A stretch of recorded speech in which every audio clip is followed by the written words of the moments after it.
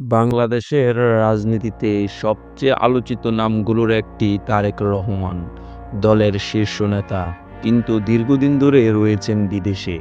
প্রশ্ন একটাই, তারেক জিয়া দেশে আসছেন না কেন? আজকের ভিডিওতে আমরা জানব সম্ভাব্য কারণ, রাজনৈতিক বিশ্লেষণ এবং সাম্প্রতিক পরিস্থিতির আলোকে পূর্ণাঙ্গ ব্যাখ্যা। ২০০৮ সালে চিকিৎসার জন্য যুক্তরাজ্য যান তারেক রহমান।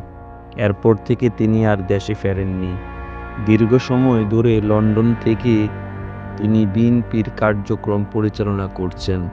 তবে সাম্প্রতিক বছরগুলোতে দেশে ফেরার দাবি আরও জোরালো হয়েছে, বিশেষ করে রাজনৈতিক টানাপোড়েন এবং তার মা খালেদা জিয়ার অসুস্থতার কারণে।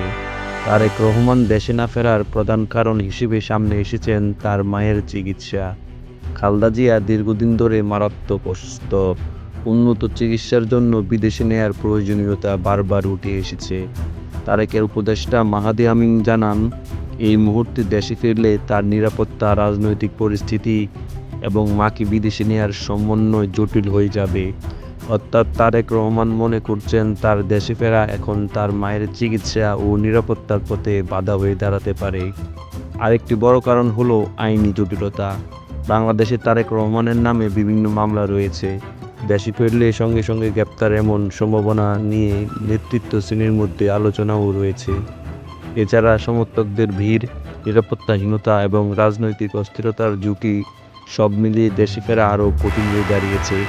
বাংলাদেশের রাজনীতিতে সময় ও পরিবেশ খুবই গুরুত্বপূর্ণ।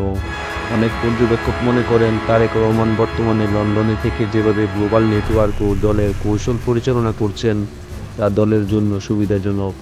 তিনি বলেছেন, দেশে ফেরার সিদ্ধান্ত পুরোটা আমার হাতে নেই। এটি একটি পরিস্থিতি নির্ভর সিদ্ধান্ত। অর্থাৎ নিরাপদ পরিস্থিতি না আসা পর্যন্ত তিনি দেশে ফিরতে অনিচ্ছুক।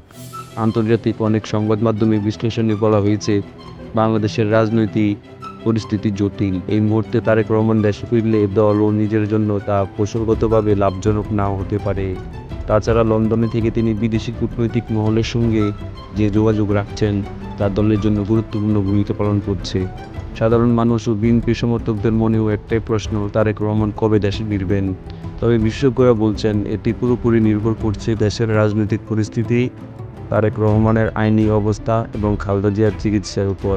তারেক রহমান দেশে না আসা পেছনে রয়েছে চিকিৎসা, নিরাপত্তা, আইনি ঝুঁকি এবং রাজনৈতিক কৌশল। এই চারটি বড় কারণ। পরিস্থিতি অনুকূল হলে তিনি ফিরে আসবেন বলে ধারণা করা হয়।